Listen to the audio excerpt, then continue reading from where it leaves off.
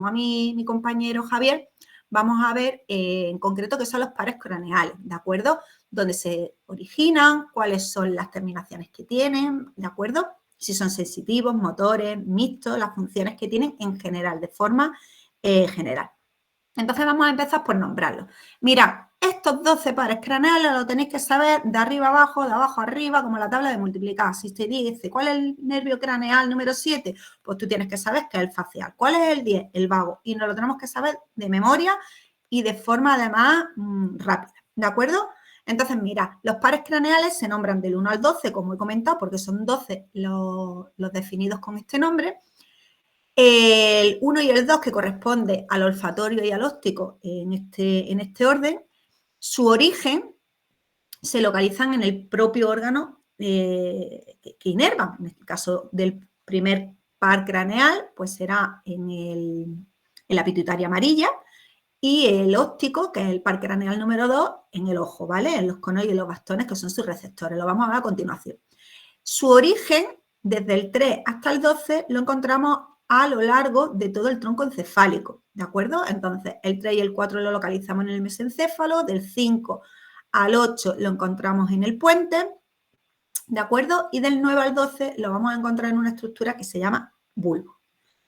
He decidido dar primero los pares craneales y luego el tronco encefálico, porque luego en el tronco vamos a hablar de estos pares. Entonces he cambiado un poco el orden porque creo que aunque no sepáis ahora mismo localizar el mesencéfalo, el puente y el bulbo, os va a resultar más cómodo en la siguiente parte de la lección, ¿de acuerdo? Mira, el nervio olfativo o olfatorio, indistintamente de una forma o de otra, podéis definirlo, pues como hemos dicho o como he mencionado, ¿vale?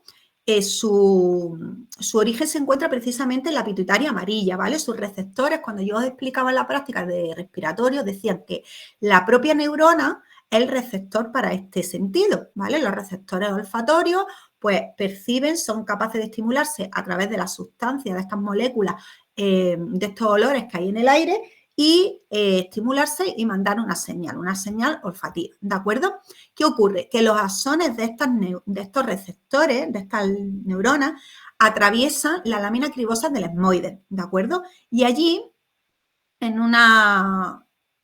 lo que se conoce, en lo que se define como bulbo olfatorio, empezarían a juntarse los axones formando el tracto olfatorio, el propio nervio olfativo, ¿vale? El par craneal número 1. Y este tracto, ¿vale? Estas señales recorren todo el recorrido, ¿vale? Recorren el camino hasta llegar a la corteza olfatoria. En la corteza olfatoria es donde se va a interpretar los estímulos que han sido recibidos precisamente por esos receptores olfatorios, ¿de acuerdo? Opciones de puntero, aquí, mucho mejor. El nervio óptico, pues ya lo he mencionado anteriormente. ¿Dónde se van a encontrar sus receptores? En las células receptoras, que en el caso del ojo, como lo veíamos cuando veíamos la retina fotosensible, son los conos y los bastones. Decíamos además que cuando veíamos la retina, decíamos que había un cambio de capa entre la retina fotosensible y la ciega, que era la hora serrata, debido precisamente a que la capa de la retina fotosensible estaba formada por un mayor número de células que se iban poniendo entre capas. Estas células pues son los conelobastones, los receptores, entre medias encontramos las células bipolares y las células ganglionales son las que van con sus axones a formar ese nervio óptico. El nervio óptico del derecho y del izquierdo se cruzan en una zona denominada quiasma óptico, ¿de acuerdo?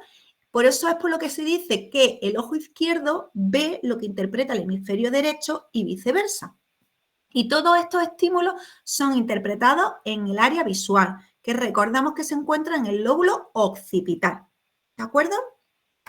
Si tenéis alguna duda, me preguntáis, me paráis en cualquier momento. Hombre, Fijaos, si puedes ir un poquito más lento, porque es que es verdad que no me estoy enterando de absolutamente nada. ¿No? Pues mira. Yo no me he enterado de nada, la verdad. Vale, pero esto ya lo hemos dado nosotros. Si precisamente estos dos ya lo hemos visto. ¿O habéis examinado además del sentido del...? Pero no lo dimos... Sí lo dimos, pero al 100% así no. ¿No visteis la pituitaria amarilla? Sí, Ni el pero... esmalte.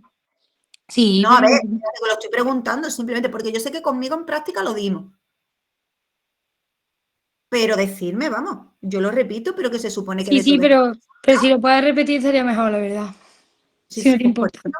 Pues tú tienes la pituitaria amarilla, los receptores, los axones atraviesan la lámina cribosa del esmoide. Llegamos al bulbo olfatorio y ahí todos esos axones forman el nervio olfativo. ¿Dónde se interpreta? En la corteza olfatoria. Y yo lo repito, pero de esto se supone que había examinado, es decir, los conos, los bastones, las células bipolares, las células ganglionales, lo tenéis que haber dado en ojo. Y lo único que se dice es que los axones de las células ganglionales forman el nervio óptico. El quiasma óptico. El quiasma óptico, pues también lo vimos, decíamos, en el cruce que se produce justo al lado de la silla turca, cuando visteis en la parte del locomotor que se ve cráneo, ¿vale? Justo ahí hay una zona en la que se dice que por ahí pasa el quiasma óptico. El quiasma óptico es un cruce del nervio óptico. El nervio óptico de la derecha pasa a la izquierda y el de la izquierda a la derecha. Por ese motivo, como hemos mencionado, el ojo derecho, ¿vale? El hemisferio izquierdo ve lo que el ojo derecho y viceversa. Y lo de las áreas visuales, es verdad que ahora mismo no sé si os las sabéis o no, porque lo disteis justo la semana pasada, ¿vale? Creo que es cuando estuvisteis viendo la estructura del cerebro, visteis los lóbulos que había, ¿vale? Cada uno de ellos, y entonces dentro del lóbulo occipital hay una zona, un área que es la encargada de interpretar las señales visuales, que es el área visual. De todas formas, vuelvo de nuevo. Preguntarme, porque yo puede ser que esta parte vaya más rápida, dando por hecho que estos conceptos ya los tenéis, ¿vale? Así que me parece estupendo que me paréis, me digáis, ven más despacio y explícalo de nuevo. Mira, vamos con el nervio oculomotor, tercer par craneal. Su origen es en el mesencéfalo. Ya digo que luego vamos a ver la estructura del tronco encefálico, ¿de acuerdo? Este par craneal sale por la fisura orbitaria, ¿de acuerdo?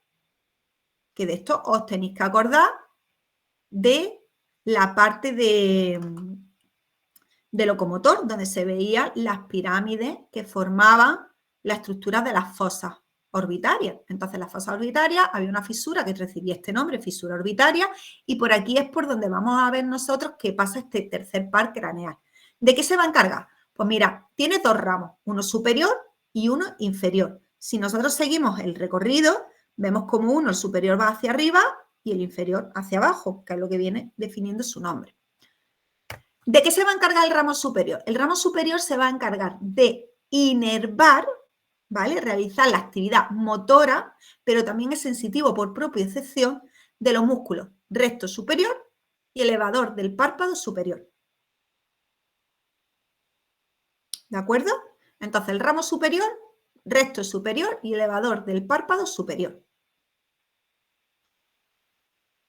Seguimos el mismo recorrido y vemos que en la bifurcación también hay uno que se bifurca, que hay una rama que va hacia abajo, el ramo inferior. El ramo inferior se va a encargar de inervar, tanto el músculo recto medial, recto inferior y fijaros, este de aquí, que es el oblicuo inferior.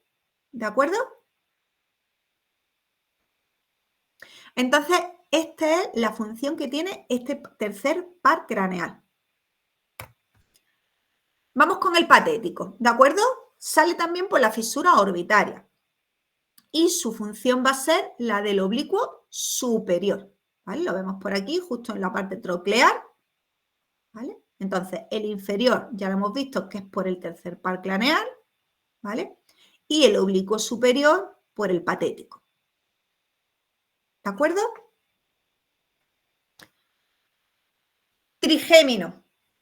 Mira, el trigémino ya se encuentra en la protuberancia, es dentro del tronco una zona posterior. No me voy a detener mucho porque digo que tenemos un tema solo exclusivamente para estudiar tronco encefálico. Pero fijaros, el trigémino se denomina así porque este nervio, ¿vale? El quinto par craneal da 3 ramas. Si nos tenemos que fijar en el ganglio de Gasser o ganglio del trigémino, del cual recibe el mismo nombre del par craneal, vamos a ir viendo. El primer ramo que nosotros vemos, mejor dicho, vamos a ver que tiene una función sensitiva y una función motora, ¿de acuerdo? Este nervio craneal. ¿Cuál es la función sensitiva? Pues mira, la función sensitiva que tiene la vamos a encontrar en este primer ramo que encontramos, que es el nervio oftálmico, vamos a encontrar también que tiene función sensitiva para inervar la parte maxilar, ¿vale? Y también sigue hacia aquí, aunque sea otra parte, ¿vale? Este también es función que tendremos sensitiva, que es del maxilar inferior. Nos queda por ver la parte mandibular. Esa parte mandibular que la vemos aquí, que está más la flechita, ¿vale? Pero es aquí. Esta parte mandibular es la función motora que tiene el trigémino. Entonces, vamos a repetir de nuevo. El trigémino son 3 nervios, ¿de acuerdo? Mentira, el trigémino es un nervio que presenta 3 ramas. La particularidad que tiene es que aunque su origen lo encontremos en la protuberancia, presenta un ganglio trigémino o de Gasser del que van a salir 3 ramas. El nervio trigémino presenta tanto una función sensitiva como una función motora. De la función sensitiva se va a encargar de la sensibilidad pues, a través del nervio oftálmico, del nervio maxilar y el maxilar inferior, ¿de acuerdo? Y su función motora se va a dirigir a los músculos, ¿vale? Que se van a encargar de movimientos también que van a participar luego. Es que no quiero hablar de la deglución porque lo vamos a ver luego en otro par craneal, ¿vale? Pero sí que se va a encargar a través del nervio mandibular. Y ya digo, tanto el oftálmico, el maxilar inferior como el mandibular son ramas que salen del trigémino, ¿de acuerdo? Mira, esto es más fácil porque solamente va a inervar al recto lateral. Estamos hablando del par craneal número 6, abducen o motor ocular externo, ¿de acuerdo? También sale de su origen, se encuentra en la protuberancia y accede al ojo a través de la fisura orbitaria, ¿de acuerdo? Este es más cortito. Y el facial tampoco tenemos mucho. Tenemos una función sensitiva, motora y parasimpática. Vamos a ir viéndola. Mira, protuberancia, su raíz motora y su raíz sensitiva. La raíz motora se va a encargar de músculos de la cara, del cuello y del cuero cabelludo. La función sensitiva, lengua, ¿vale? Donde encontramos los botones gustativos. Esos receptores de los botones gustativos son los encargados de estimularse cuando encontramos sustancias disueltas, ¿vale? Entonces se estimulan y sus axones de esos botones gustativos son los que van a formar parte de esta rama inferior del nervio facial, ¿de acuerdo? Entonces, ahí tenemos la lengua y también, como hemos dicho, tiene una función dentro del nervio facial, tiene una función parasimpática, que es la secreción de la saliva. Entonces, repetimos, nervio facial o par craneal número 7. Su origen se encuentra en la protuberancia, ¿de acuerdo? Presenta un ganglio, que es su ganglio geniculado. De aquí encontramos que tiene una raíz motora y una raíz sensitiva. Su raíz motora, ¿qué se va a encargar? De inervar músculos de la cara, del cuero cabelludo y del cuello. Su raíz sensitiva, ¿qué va a hacer? Pues mira, esta raíz sensitiva procede de los axones que encontramos en los botones gustativos, ¿de acuerdo? En la lengua. Recorren todo el axón y van hasta el ganglio geniculado, enviando señales sensitivas. Y también tiene una función parasimpática, porque inerva precisamente las glándulas salivales, con lo cual tenemos también que participa de forma parasimpática en la secreción de la saliva. El auditivo o vestibulococlear. Este lo hemos visto cuando vimos el sentido del oído, ¿de acuerdo? Entonces, también su origen en la protuberancia, accede a través del conducto auditivo interno. ¿Y qué es lo que va a tener? Pues como ya sabemos, si se llama vestíbulo coclear, va a tener un ramo que va a ser vestibular y va a tener un ramo coclear. Recordad que el vestibular se encontraba en las ampollas que encontrábamos en las zonas de unión de los 3 conductos semicirculares y el coclear que lo encontrábamos en esas células que localizadas en los órganos de corte. ¿De acuerdo? Entonces, aquí vemos que el ramo vestibular se separa, llegan las fibras al ganglio de Scarpa y, sin embargo, en el ramo coclear tenemos también un ganglio que recibe el nombre de ganglio de Corti, que nos acordamos de esas células que hemos mencionado anteriormente. Entonces, para resumir, par craneal número 8. Sale de la protuberancia, y se va a bifurcar en un ramo vestibular, que va a ser el ramo del sentido del equilibrio, y un ramo coclear, que es del sentido de la audición. Del ramo vestibular encontramos un ganglio, que es el ganglio de Scarpa, y en el ramo coclear, el ganglio de Corti. Los axones proceden, en el caso del coclear, de los órganos de Corti que encontramos en la cóclea, y la parte vestibular la encontramos en esa ampolla, en las uniones de los conductos semicirculares. Esto es repaso del sistema de cuando vimos oído. Vamos al bulbo, ¿de acuerdo? Nos quedan ya 3 pares craneales. El nervio glosofaringeo o par craneal número 9, ¿de acuerdo? Lo encontramos en el bulbo y sale a través del orificio yugular. Este tiene una raíz motora que va a ser para el músculo estilofaringeo y para la parte del velo del paladar. ¿Su raíz sensitiva de qué se va a encargar? Pues mirad, nosotros hemos dicho, voy a echar un poco para atrás, ¿vale? Claro, nosotros hemos visto aquí, voy a poner el de la lengua aquí. El nervio facial hemos dicho que tiene la lengua, pero la parte posterior que nos queda está inervada por el glosofaringeo. Entonces, hacer una estrellita por aquí para que sepáis, ¿vale? Porque luego te llega y te dice, ¿por cuál nervio está inervado la lengua? Pues ya sabéis que es tanto por el facial como por el glosofaringeo, los dos, ¿de acuerdo?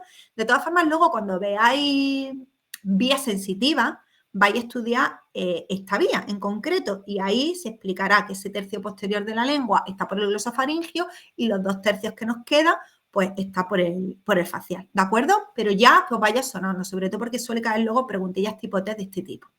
Pues como hemos dicho, la raíz sensitiva se encarga de esa parte que nos queda de la lengua, de la amígdala palatina, ¿vale? De la glándula parótida y fijaros, aquí tenemos la carótida, ¿de acuerdo?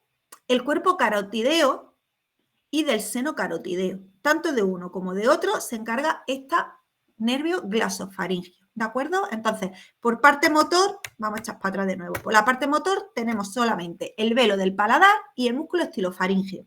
Y la de la raíz sensitiva, tenemos que recordar que ese tercio posterior de la lengua está inervado por el glosofaringeo y que luego aparte también tiene función parasimpática en la parte de la amígdala palatina, la glándula parótida, el cuerpo y el seno carotideo.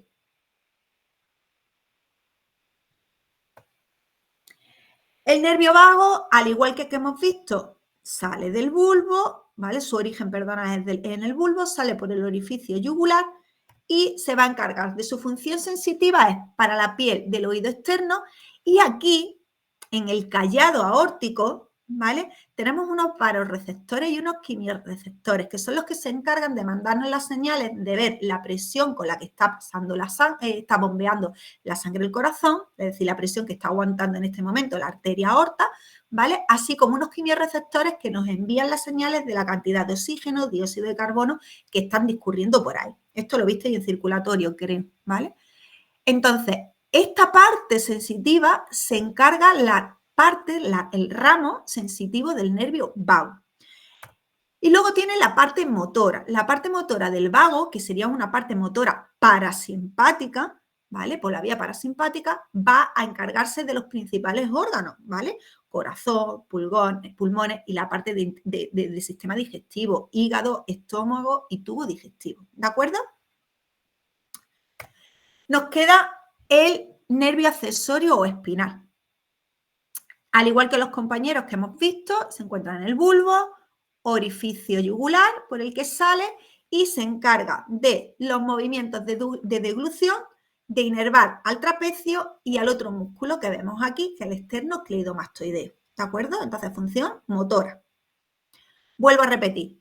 Se origina en el bulbo, sale por el orificio yugular, tiene actividad motora y se encarga de inervar músculos que intervienen en los movimientos de deglución, músculo trapecio y músculo esternocleidomastoideo.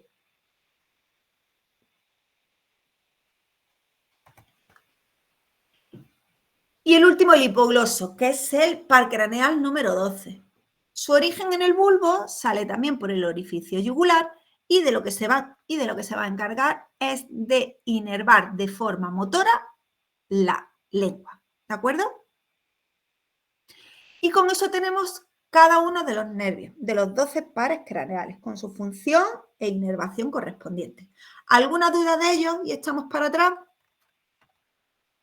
¿Alguno que haya ido más rápido de la cuenta?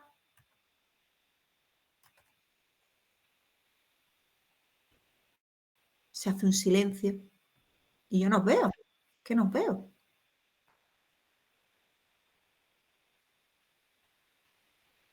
Si puede repetir, sí se puede decir. A ver, ¿dónde estamos? Me has dicho el 6, ¿verdad? Venga. A ver, ¿dónde estamos? Aquí. Venga. El abducen, ¿de acuerdo? Su origen en la protuberancia y sale por la fisura orbitaria. Se va a encargar de inervar el músculo recto lateral.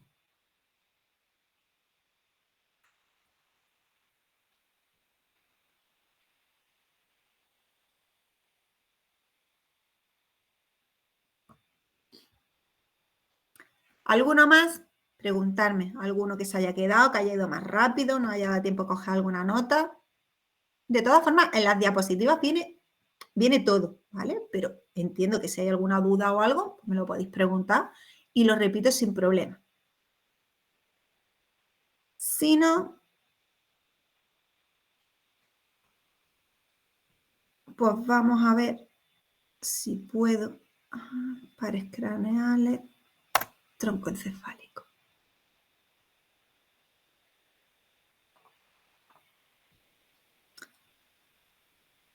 Vale, pues cogéis el PDF que tenéis de tronco encefálico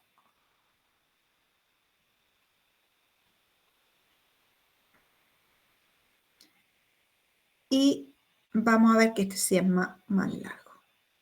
¿Por qué no se me abre tronco encefálico? Aquí está.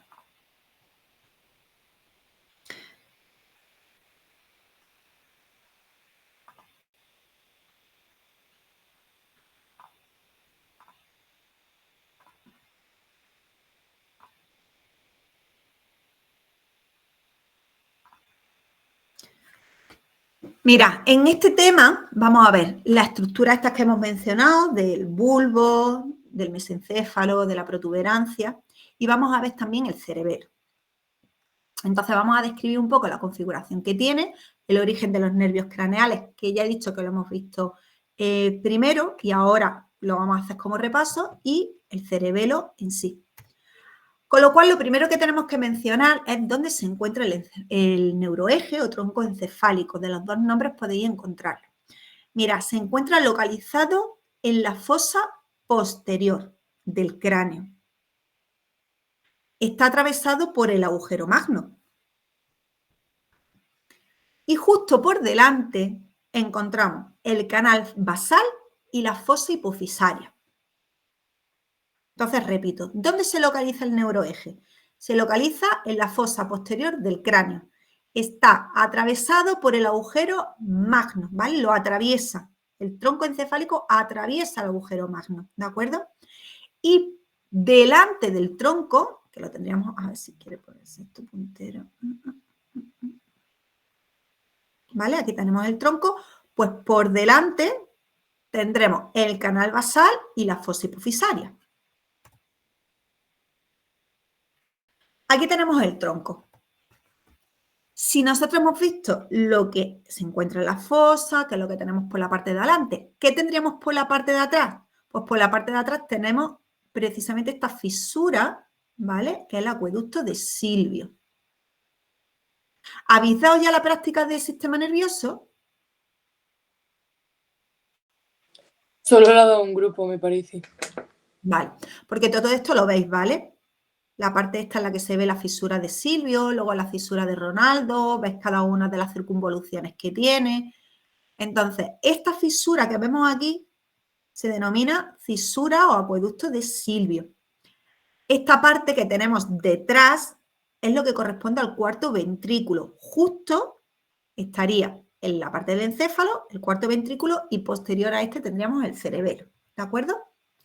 Y por encima lo que tenemos el cerebro, puesto que va a ser la parte de unión entre el cerebro y la médula espinal. Cuando nosotros hablamos del tronco encefálico, el neuroeje, es la zona de unión entre el cerebro y la médula espinal. Entonces, ya hemos dicho, en la parte posterior se encuentra la fosa posterior, atravesando el agujero magno. Delante tenemos el canal basal y la fosa hipofisaria.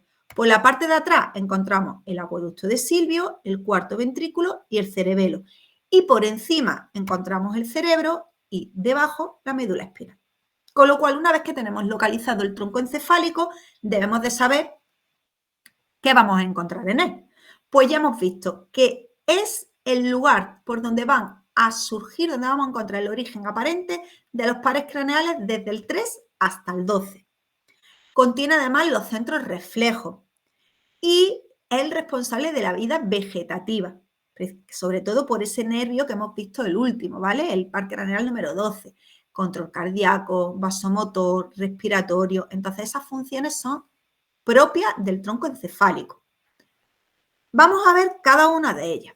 Mirad, hemos ido hablando en el primer tema de dónde se encuentran cada uno de esos nervios y he dicho, se encuentran en el mesencéfalo, en la protuberancia, en el bulbo. Y he dicho, no os preocupéis porque vamos a ver.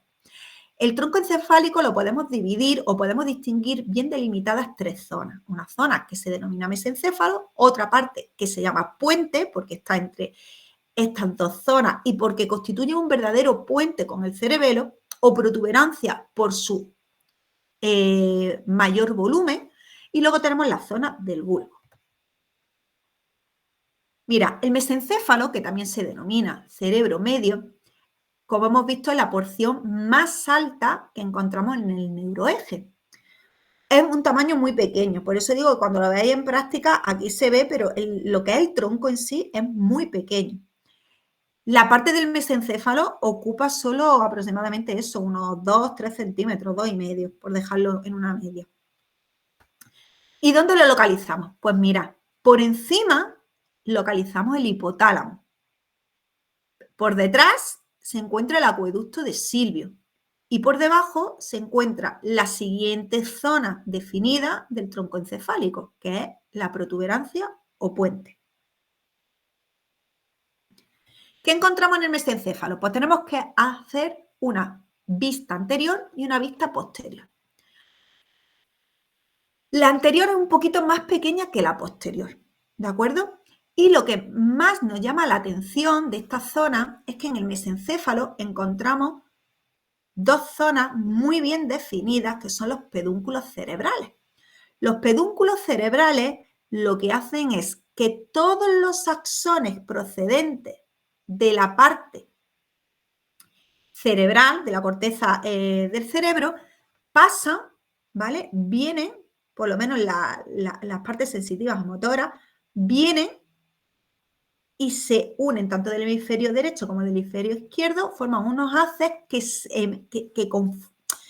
que no me sale la palabra, que confluyen en los pedúnculos cerebrales. Yo digo que siempre son como pequeñas autovías, ¿no? Es decir, aquí hemos cogido una autovía, aquí tenemos el cerebro del hemisferio norte, del hemisferio sur, de aquí viene y todos esos haces pasan por unas zonas que se denominan pedúnculos cerebrales.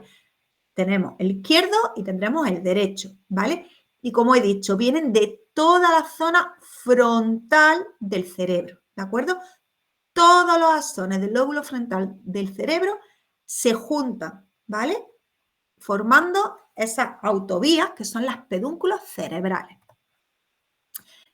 Ya os mencionaron que a través de ellas van a pasar los distintos estímulos, ¿vale? Entonces, hablamos de vías aferentes cuando asciende la señal, estamos hablando de vías sensitivas, porque nosotros recibimos y mandamos la señal al cerebro, con lo cual tiene que ser ascendente, y cuando realizamos el movimiento, pues son vías eferentes, porque descienden, ¿de acuerdo? A ver, se me queda sin batería ahora, capaz de quedarse sin batería, ahora. Entre el pedúnculo izquierdo y el pedúnculo derecho hay una zona bien definida que tiene como una estructura en forma de rombo que se llama fosa entre pedúnculos. fosa interpeduncular. Y justo por encima, delimitando la zona del mesencéfalo, encontramos las cintillas ópticas. Mirad, ¿veis esta estructura que es como una X o como una H? Esta zona que estoy yo señalando es el quiasma óptico. De aquí proviene un tracto, el tracto izquierdo, y cruce hacia el derecho, y aquí el que está originado en esos conos y esos bastones que hemos visto del ojo derecho, cruza en el quiasma y pasa hacia el lado derecho.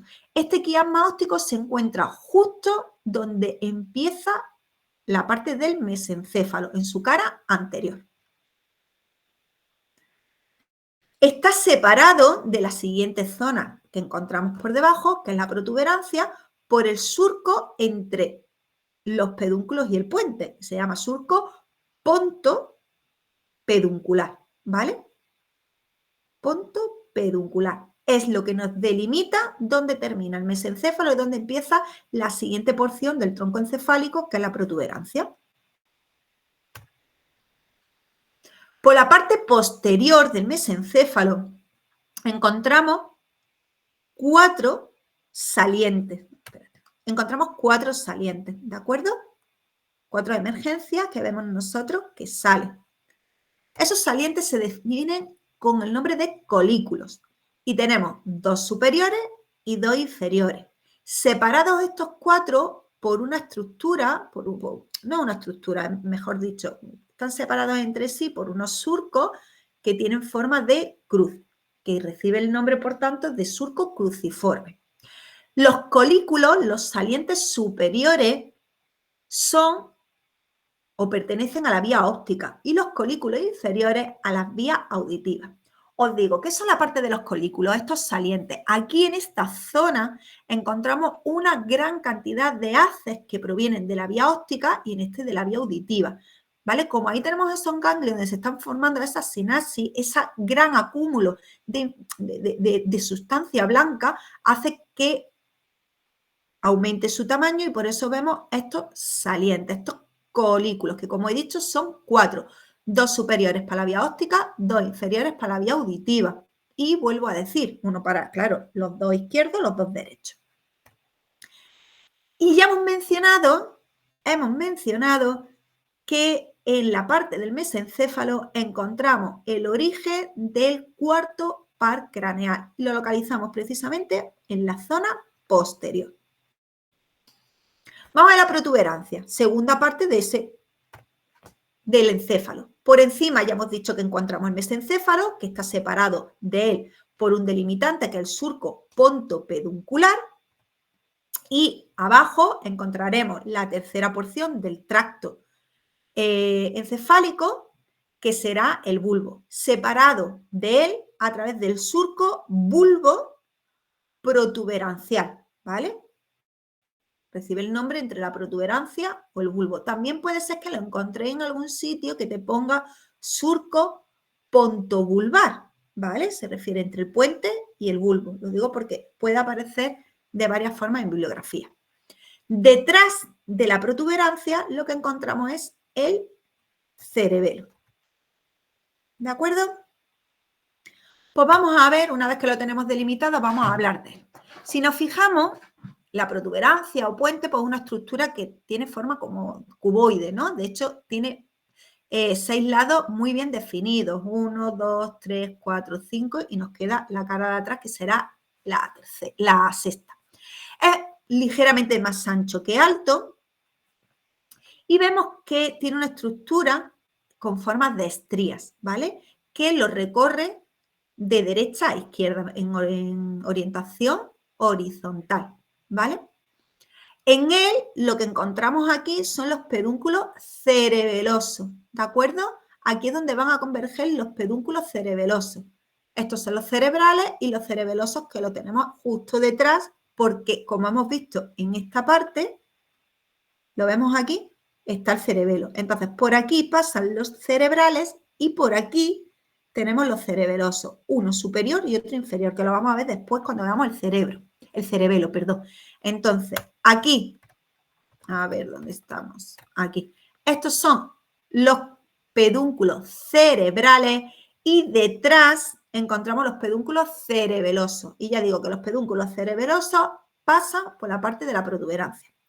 En medio encontramos una gran línea, ¿vale? Que es una pequeña depresión entre esta estructura que hemos dicho que es un poco prominente, y es porque por aquí pasa la arteria basilar, ¿vale? En relación a esta arteria recibe el nombre como surco basilar del puente. Los orígenes que encontramos, ¿vale? Aquí el oculomotor ya lo hemos visto, pero este es en su origen en el mesencéfalo, ¿vale? Aquí tenemos justo el surco que hemos mencionado antes, que lo separa del mesencéfalo. ¿Y qué nervios vamos a encontrar aquí? Pues en la parte de la protuberancia vamos a encontrar los orígenes aparentes del quinto al octavo par craneal, trigémino, abducen, facial y el vestíbulo coclear o auditivo. Si nos vamos a la zona posterior, encontramos también un surco, una pequeña depresión. Se denomina surco mediano. A cada uno de los lados encontramos unos salientes. Esos salientes a cada uno de los lados del surco mediano se denominan eminencias medial. Y aquí, voy a echar para atrás para que se vea mejor, encontramos lo mismo que hemos visto con los colículos, que hemos visto en la parte posterior del mesencéfalo, que lo vemos aquí, los superiores y los inferiores para la vía auditiva y para la vía oftálmica, ¿vale? La vía óptica, ¿de acuerdo? Aquí también tenemos unos salientes que también son debido a que ahí tenemos una gran cantidad de sustancia blanca, de sinapsis que se están produciendo. Entonces, esas zonas que encontramos en la eminencia medial reciben el nombre de colículo facial. ¿Por qué? Porque precisamente las que encontramos ahí son del par craneal facial, ¿vale? Del par craneal número 7. Pues una vez que tenemos el surco mediano, una vez que hemos visto las eminencias mediales donde encontramos esos colículos para el par craneal número 7, vemos que al lado de esas eminencias tenemos otras dos zonas muy bien definidas que van a ser, ¿vale? Para precisamente el par craneal número 8, para el nervio vestibular, ¿vale? Vestíbulo-coclear. En este caso van a ser para la parte de ese nervio, de ese ramo vestibular, la parte del equilibrio, ¿vale? Entonces está el área vestibular del nervio vestíbulo-coclear. Repito de nuevo. Parte posterior. Encontramos surco mediano. A los lados encontramos unas eminencias, unos salientes bien definidos. Y dentro de esas eminencias, las eminencias mediales, encontramos dos colículos, dos abultamientos, que son los colículos faciales. Porque aquí precisamente encontramos una gran cantidad de sinapsis, ¿vale? De ganglios que se va a corresponder con el par craneal número 7. Tenemos las dos eminencias y a los lados encontramos unas zonas, ¿vale? Que están más hundidas. Estas salen, que son las eminencias, y otras dos zonas más hundidas. Estas dos zonas que encontramos a los lados de las eminencias mediales se llaman área vestibular. Y es por donde va a discurrir precisamente el par craneal número 8, su ramo vestibular. Nos falta el bulbo. La localización, pues como hemos dicho, es la tercera porción más inferior del encéfalo, del tracto encefálico. De hecho, justo por debajo lo que encontramos ya es la médula espinal. Por encima ya hemos mencionado la protuberancia o puente. Y aquí, ¿vale? Fijaros, atraviesa, sale el foramen magno, el agujero magno que hemos visto, que decíamos que lo localizamos en esa fosa. Entonces, sale a través del foramen magno y ya lo que encontramos es médula espinal, ¿vale? Realmente el bulbo sería como una prolongación más ancha de la médula espinal. Vamos a ver su parte anterior. En la parte anterior encontramos un surco, una pequeña fisura justo en el centro, que es la fisura mediana en la parte anterior. Y a los lados vamos a encontrar dos salientes que se llaman pirámides del bulbo. Quedaros con este nombre porque son muy importantes estas zonas, sobre todo cuando se estudian las vías, ¿vale? Porque tenemos vías piramidales. Las vías piramidales reciben este nombre porque estos axones de estas vías van a pasar por esta zona que os estoy señalando ahora mismo, ¿vale? Y es precisamente en estas pirámides del bulbo donde se produce una decusación. La decusación ya la hemos visto en la vía óptica. Hemos dicho que en el quiasma óptico se produce una decusación, un cruce de vías, de forma que la derecha pasa hacia el hemisferio izquierdo a ser recibida por el hemisferio izquierdo y la izquierda pasa a ser recibida por el hemisferio derecho.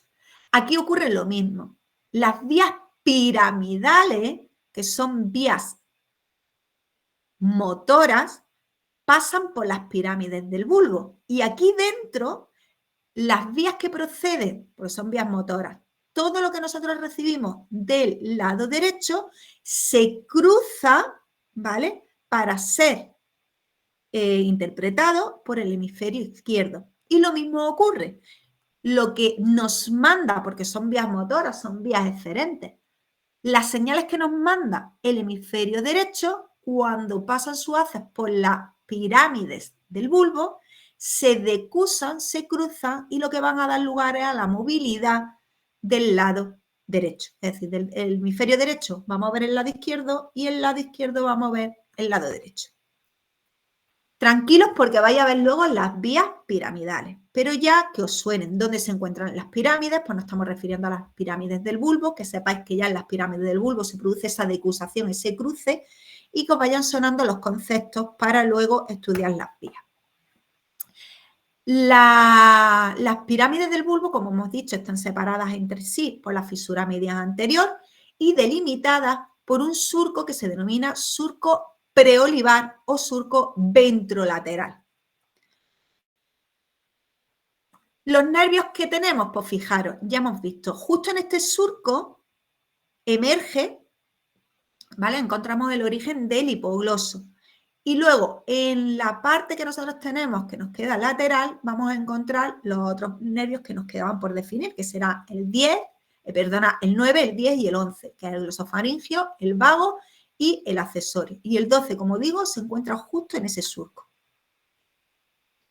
Si nosotros lo vemos en la parte lateral, aquí hemos visto que tenemos el surco preolivar, tenemos otro surco más en la vista lateral, que es el surco dorsolateral, porque como estamos viendo desde esta vista, y encontramos también unos salientes, como los colículos, ¿no? Unos engrosamientos que se llaman olivas vulvares. Por eso es por lo que al surco ventrolateral también se le conoce con el nombre de surco preolivar, ¿vale? Por estar justo al lado de estos salientes que son las olivas vulvares. Entonces, en la cara lateral encontramos el surco preolivar, ¿de acuerdo? El surco dorsolateral, los salientes que son las olivas, y ya hemos mencionado antes que aquí precisamente encontramos el origen de los pares craneales 10, 11, 10, 9 y 11, ¿vale?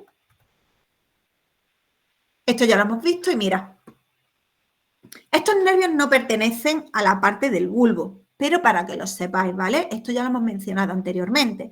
Nosotros hemos dicho que el bulbo se separa o está delimitado, no está delimitado, no es que esté separado, está delimitado de la parte de la protuberancia por el surco pontopeduncular, ¿de acuerdo?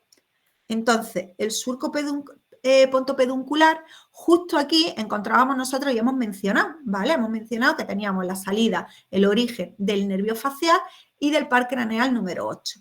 Pues mirad, estos dos pares craneales que hemos mencionado y que hemos visto anteriormente, que sepáis que salen de una pequeña fosita que recibe el nombre de fosita supraolivar, ¿vale? Entonces, lo he dicho aquí, lo hemos mencionado anteriormente, pero ahora que hemos visto la oliva y estamos viendo la zona del bulbo, que sepáis que esta pequeña fosita que encontramos aquí, que es para tanto el par craneal número 7 como el par craneal número 8, ¿vale? Se llama fosita olivar, en relación con la oliva del bulbo.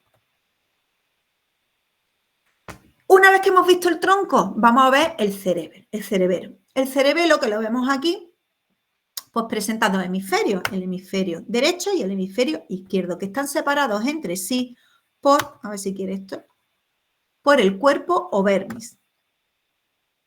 No sé por qué no quiere ahora. Ahora sí, ¿vale? O vermis. Tenemos lo mismo que hemos visto en el cerebro, tenemos varios lóbulos que están muy bien definidos dentro del cerebelo. Tenemos un lóbulo anterior, un lóbulo medio y un lóbulo posterior. Y como hemos mencionado, en el cerebro tenemos los pedúnculos cerebrales, que ya hemos dicho que son esos axones que venían del lóbulo frontal del cerebro. Esos haces se unen en esa autovía, en esas autopistas que son los pedúnculos cerebrales, pues la información que viene de la parte derecha y de la parte izquierda del cerebelo, de cada uno de esos hemisferios, se juntan, ¿vale? Y salen del cerebelo a través de los pedúnculos cerebelosos, ¿de acuerdo? Y van precisamente a esa zona del puente o protuberancia que hemos mencionado anteriormente, que es por donde van a pasar las vías cerebelosas. Si nosotros cogemos el tronco encefálico y lo cortamos, ¿vale? Ay, ¿por qué no tengo? Me falta una diapositiva. Ah, vale, no sé por qué está. Vale. Y decía, me falta, pues están mal ordenadas. Y decía, yo digo, me falta una diapositiva. Esto lo voy a repetir ahora después. ¿Vale? Es que digo, me faltan diapositivas. No, es que están, el cerebelo está más atrás. Disculpa. Mira, la configuración interna del tronco encefálico. Si tú pones y le haces cortes transversales, ¿vale? Nosotros que estamos viéndolo aquí, resulta que observamos la estructura esta que yo estoy hablando, de sustancia blanca y sustancia negra. Siempre se ha dicho, ay, cuanta más sustancia blanca tenga, muchísimo mejor, ¿de acuerdo? Pues porque sustancia blanca o sustancia negra o sustancia gris, o al revés, ¿de acuerdo? Mira, esto se debe a las imágenes que se toman de las imágenes, lo diré, radiográficas, ¿de acuerdo? Cuando nosotros se ve que toda la parte de materia gris es por donde vamos a encontrar nosotros todo lo que son las neuronas, los axones, y el espacio que queda entre medias es sustancia blanca, ¿de acuerdo? Y ya digo que es así precisamente por las imágenes que vemos de ellas, ¿vale? Porque cuando tú haces un corte no es que se vea blanco y negro, sino que se ve de un color rosáceo más oscuro o menos oscuro, ¿de acuerdo? Pero bueno, por lo menos que sepáis por qué viene el nombre de sustancia gris o sustancia blanca. Mira, los núcleos grises pues son los acúmulos de esa sustancia gris, de esa cantidad de axones, de neuronas que tiene. Y en esos núcleos grises nosotros vamos a encontrar que se representan, ¿vale? Cuando veamos los núcleos grises, pues porque vamos a encontrar orígenes de los pares craneales, porque encontramos núcleos que son propios del tronco, porque vamos a ver ahí que se produce la sinapsis entre primeras y segundas neuronas de las vías que vaya a estudiar, o porque corresponden a la propia formación reticular que la vemos que va a recorrer toda la zona del tronco encefálico.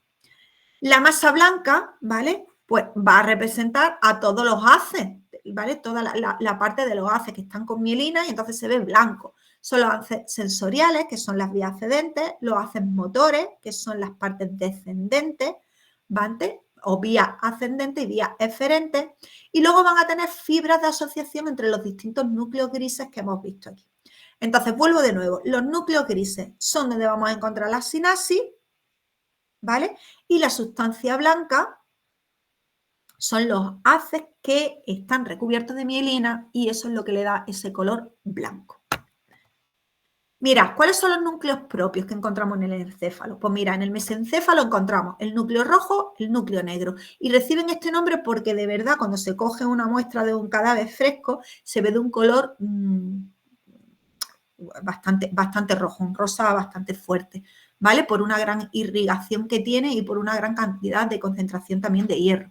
Tenemos el núcleo negro, que lo vemos justo aquí, en forma de media luna, que también, digo de nuevo, no es negro, pero sí que tiene un aspecto más oscuro que el resto del tejido. Y, fijaros, ¿cuáles son los núcleos que encontramos en el mesencéfalo también? Pues los que ya hemos mencionado, si lo hemos mencionado anteriormente, los colículos que vemos en la parte posterior del mesencéfalo, que son los colículos superiores y los colículos inferiores. Ya hemos mencionado los colículos superiores de la vía óptica y los inferiores de la vía auditiva. Y de hecho, cuando lo hemos mencionado, anteriormente en el mesencéfalo decía, ¿qué es lo que ocurre aquí? Que como tenemos una gran cantidad de neuronas que están formando aquí una sinapsis, eso requiere que haya un saliente. ¿Y qué ocurre? Que cuando tienes tantas neuronas uniéndose entre sí, haciendo la sinapsis, hace que cuando haces el corte, eso se vea de un color más oscuro y por eso es un núcleo gris que encontramos en esta zona del mesencéfalo.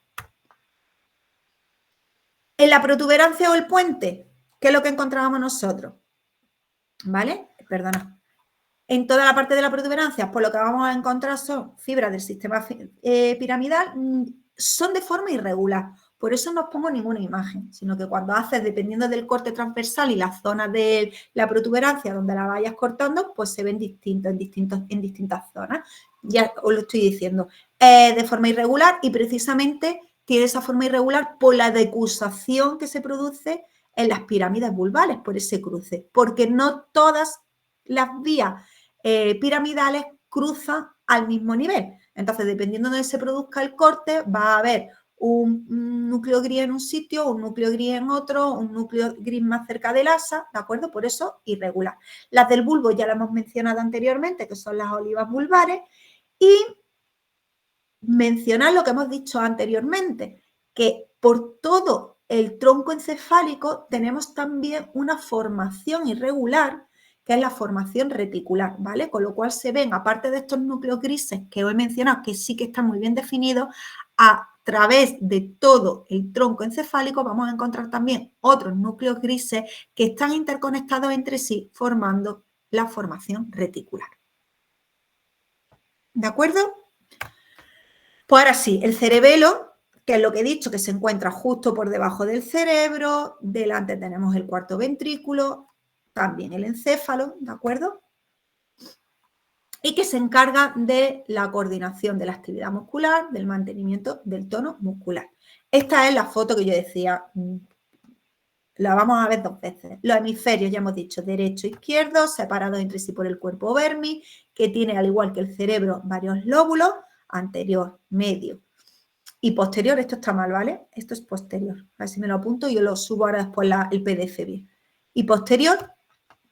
Y tenemos los pedúnculos cerebelosos, que ya hemos dicho que los pedúnculos cerebelosos recogen todo el hemisferio derecho, todo el hemisferio izquierdo y que pasan precisamente por la parte de la protuberancia o puente, ¿de acuerdo? Entonces aquí tendríamos uno que va hacia aquí y otro que va hacia aquí, justo en esta zona. Uno y otro. Es decir, y cuando nosotros cogemos y cortamos el cerebelo de forma sagital, aparece una estructura en la que se ve parte de sustancia gris y parte de sustancia blanca. De hecho, es lo que se conoce con el nombre de árbol de la vida, ¿vale?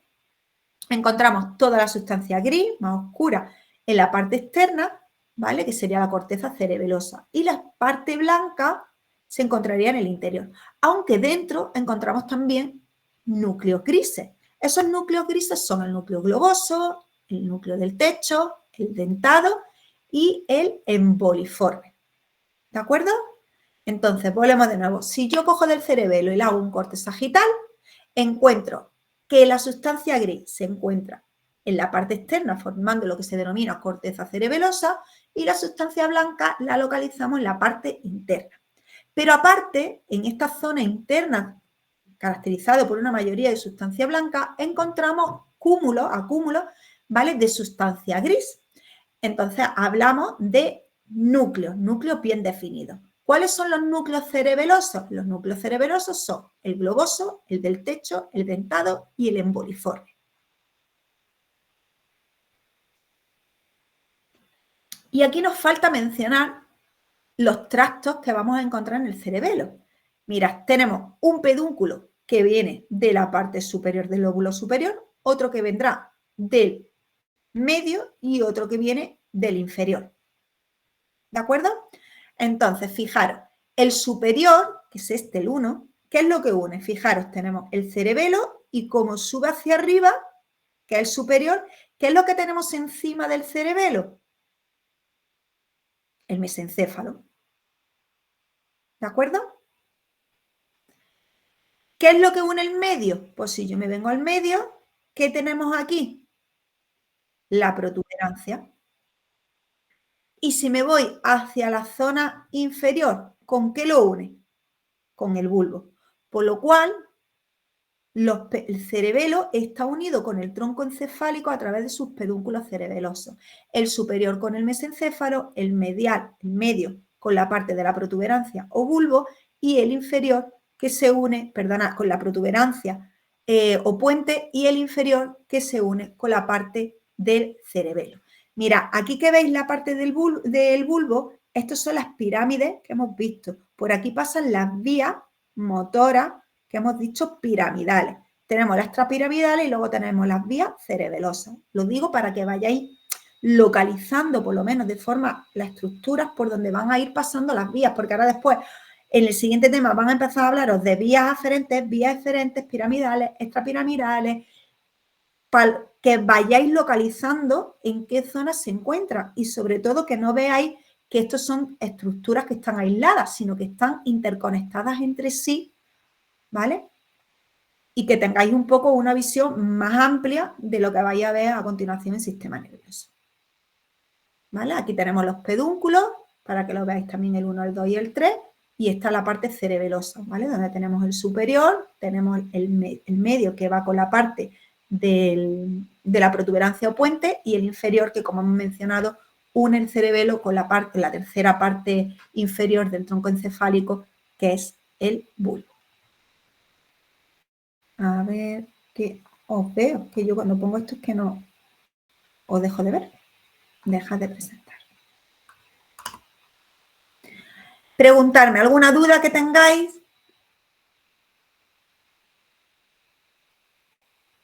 Venga, que seguro que tenéis dudas. Es que son muchos nombres, son cosas nuevas. ¿Alguna duda, algo que queráis que repitáis? Diego dice que bien. Laura está conforme. Muy bien a todos, esos pulgares para arriba. Bueno, sí que os comenté, ¿vale? No, enhorabuena lo primero de todo, que os pregunté el otro día y me dijisteis que el parcial os salió muy bien. Con lo cual, no quiero que os asustéis con sistema nervioso.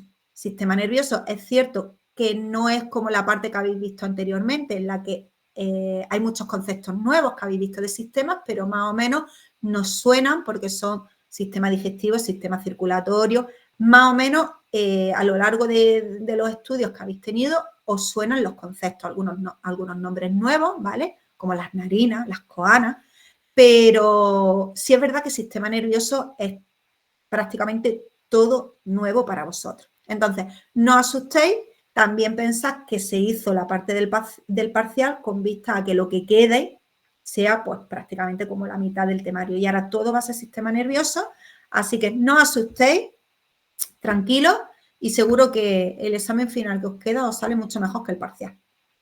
Así que si no tenéis ninguna duda, os dejo estudiando el sistema nervioso. ¿Dudas? ¿Preguntas? Pues ánimos con los estudios. Un saludo.